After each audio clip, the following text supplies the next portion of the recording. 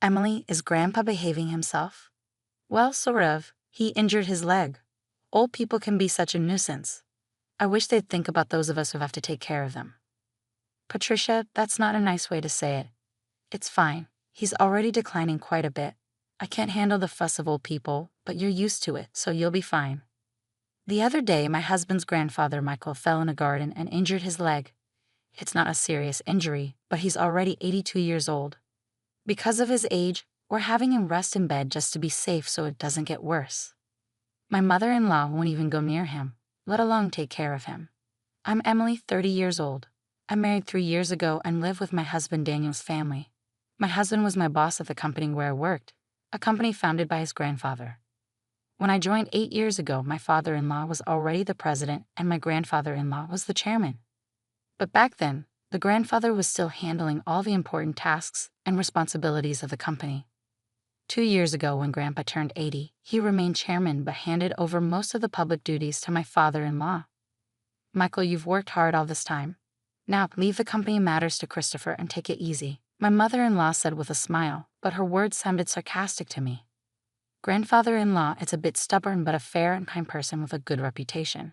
In contrast, my father-in-law seems somewhat immature, never expressing his opinions clearly and utterly unreliable compared to Grandpa.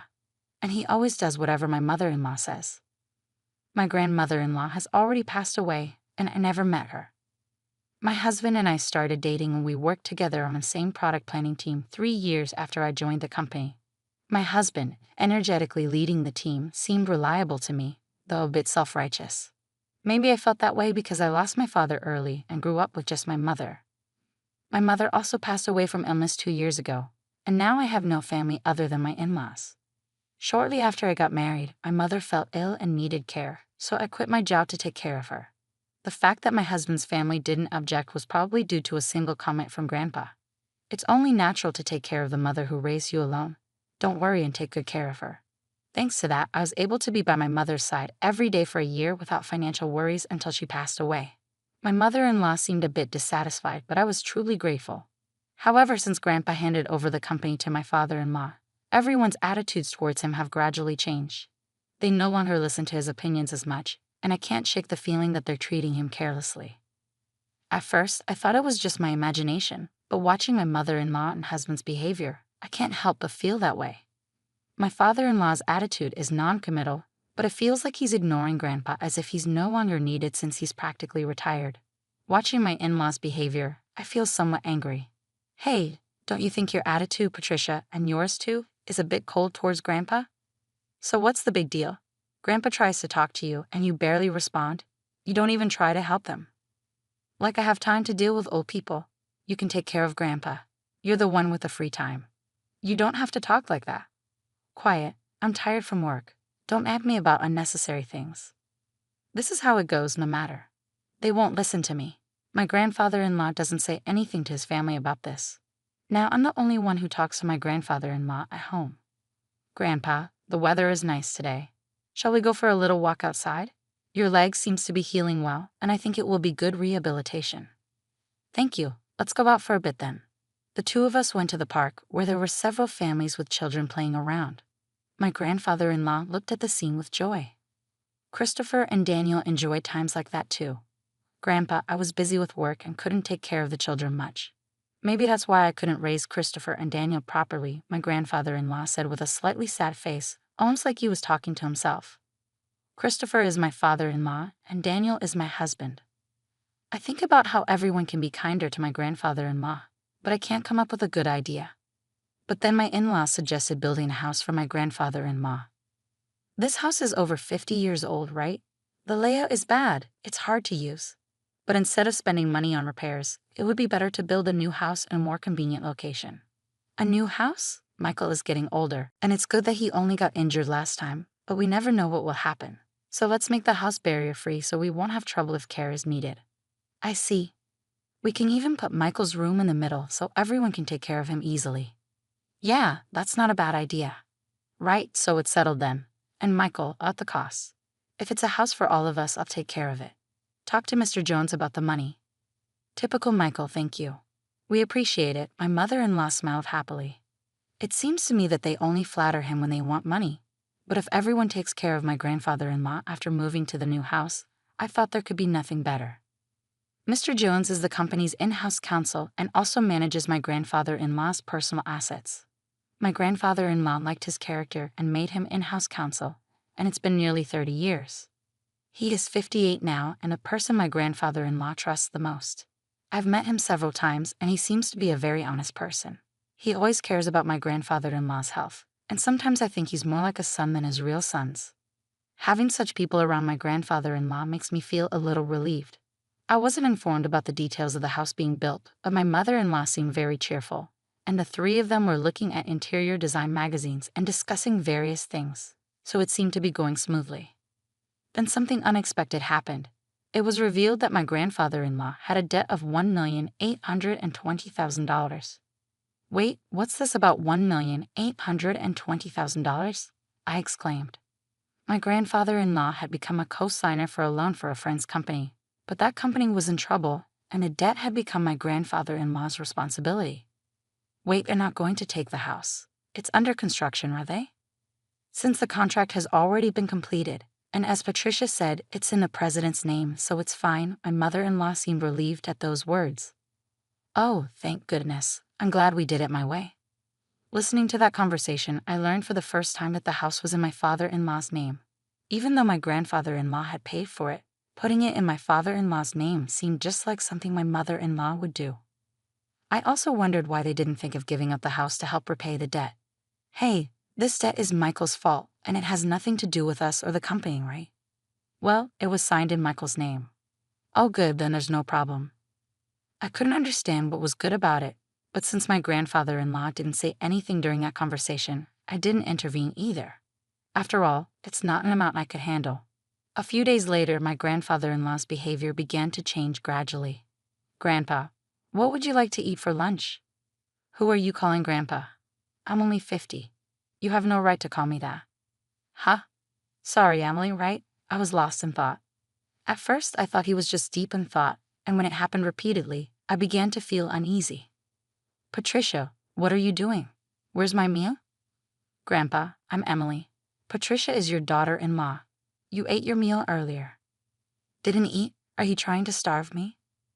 I wondered if my grandfather-in-law's condition was triggered by the $1,820,000 debt, and seeing that none of his family members were trying to help him might have been a double shock. I tried to persuade my grandfather-in-law to go to the hospital, but he adamantly refused. He might not want to admit that he could have dementia. I didn't want to force him, but I felt helpless on my own. I consulted my husband, but he simply brushed it off, saying it had nothing to do with him. My mother-in-law wasn't any help either, so I turned to my father-in-law as the only option. Yeah, I heard from Patricia, Daniel. They think it might be dementia. Can you go to the hospital with us? I asked him. But it's not that bad yet, right? If we go to the hospital, others will find out my father has dementia, he responded. There are good medications now that can slow the progression. Well, there's no need to rush. Let's watch him a little longer. Emily is here, so they'll be fine, right? I couldn't help but feel frustrated by their lack of concern. I couldn't depend on them. Grandpa, let's go to the hospital. Let's get you properly examined, I urged. Who are you? Where are you planning to take me? You're up to no good, he retorted.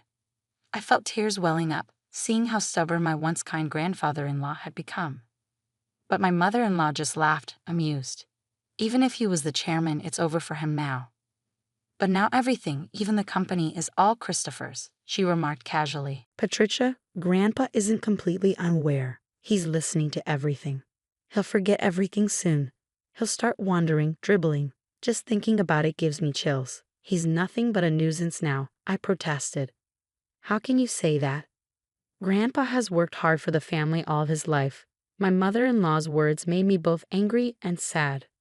But my grandfather-in-law just smiled. See, this old man doesn't understand anything, she added, laughing. Patricia, I was furious at my mother-in-law's callousness. But soon the new house would be ready. Perhaps things might change once we move there. Since it's a house that Grandpa built, the family might show some gratitude and be kind to him. I couldn't completely abandon that faint hope. And 2 months later, the house was finally built. For days, I had been compelled to pack my in-laws' and husband's belongings, while my father-in-law's and my own items remained mostly untouched. Even when I attempted to organize my things, my in-laws and husband kept assigning me tasks, preventing any progress. However, I reasoned it would be okay to relocate the smaller items later since this house wasn't disappearing. On moving day, after transferring most of the belongings, I went to call my father-in-law, but my husband intercepted me. "Ah, you and Grandpa can stay here," he announced. "What? You can stay in his house? We don't need any extra baggage in the new house. In other words, you and Grandpa will live here from now on, and I'll give you Grandpa's debt too." "Well, you can at least be a housekeeper." "Hey, let's go." "Yeah, I'm coming. Good luck with all the debt repayment and live-in care." My in-laws cheerfully departed, leaving me stunned. For a while, I couldn't comprehend what had just occurred. Were we abandoned, not just me, but also my grandfather-in-law, only they would reside in the new house? It took me some time to grasp because it was beyond my imagination that someone could be so cruel. How should I explain this to my grandfather-in-law? Slowly, I made my way back to the rear room. I didn't mind caring for my grandfather-in-law at all. That was my intention from the start. As I timidly prepared to call out to him, noticing his back facing me, he seemed to sense my presence and turned around before I could speak. "Have they gone already?" His expression as he uttered those words looked entirely different from what it had been just months ago. To be honest, he seemed like a different person. I wondered if a new symptom had emerged, but the next moment my grandfather-in-law smiled, and his subsequent words caught me off guard. As I was talking to my grandfather-in-law, Mr. Jones came. "Chairman, have you finished getting rid of the unnecessary staff?" "Yes, it's all done." "Let's go, shall we?" Where are we going?" "Of course, to the new house." I left the house where I had been residing, guided by my grandfather-in-law, without fully understanding what was unfolding. The following month, my mother-in-law and husband bombarded me with countless calls. My grandfather-in-law declared he wouldn't entertain their calls anymore, but I answered my husband's call due to the looming divorce. "Hey, Emily, is Grandpa with you? When I went to the old house, it was up for sale. It's not worth $1,820,000, so you can't repay the debt." "Is that why you did that?" my husband interrogated. "What do you mean?" "Put Grandpa on. Dad said he can't get in touch at all. That forgetful old man has done something outrageous." I knew what he was referring to, but I wanted to hear my husband's side of the story.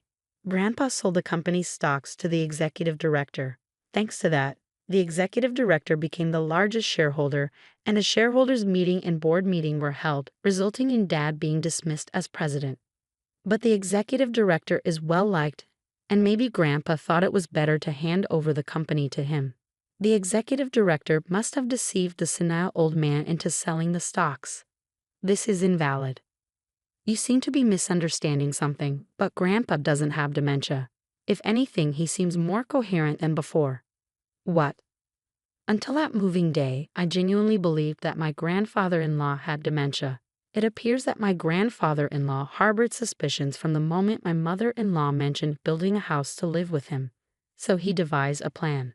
He feigned dementia to observe how my in-laws and husband would react. As anticipated, they revealed their true colors one after another. In the end, they left my grandfather-in-law and me behind. I struggled to contain my laughter because everything unfolded exactly as I had expected. My grandfather-in-law then said, I found myself surprised, relieved, and slightly conflicted. To deceive the enemy, you must first deceive your allies, my grandfather-in-law chuckled. It seemed he had been receiving regular updates on the company from the executive director and Mr. Jones. With my grandfather-in-law gone, my father-in-law and husband acted as they pleased, self-righteous, and completely ignoring the opinions of the employees, often entertaining at the company's expense.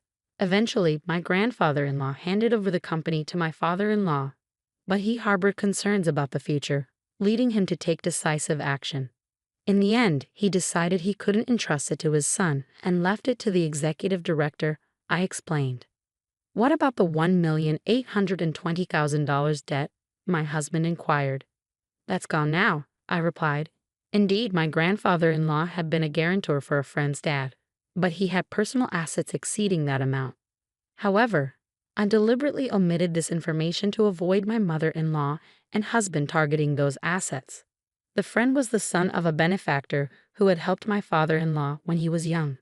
Moreover, the countryside land owned by the son was going to be developed into a resort, allowing him to sell it at a high price. I explained further. You're kidding, my husband exclaimed. More importantly, are you guys okay? I asked, concerned. We're not okay. Both my father and I were denounced by the company. What should we do now? My husband lamented. Well, there's also the mortgage on the house, I revealed. What? What do you mean, the mortgage on the house? My husband was taken aback. Haven't you realized it yet? The house money should have all been paid by Grandpa, I clarified. Christopher signed without checking everything.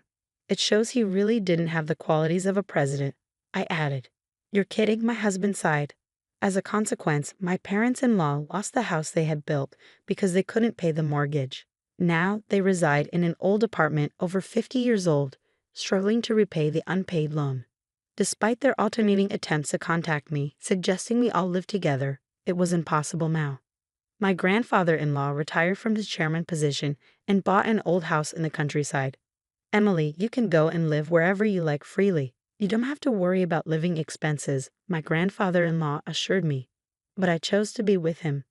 If I'm not in the way, please let me be with you, I expressed, tears welling up in my eyes. My grandfather-in-law's eyes welled up too. Thanks to Mr. Jones, the divorce was finalized and procedures were taken to exclude my former father-in-law and former husband from inheritance. I became my grandfather-in-law's adopted daughter. If anything happens to him, I intend to take care of him until the end. Now, the two of us enjoy working in the fields together. Dad, look at this radish, it's big, I exclaimed as warm moments flowed in the pouring sunlight. I wish for these days to continue, even just one day longer.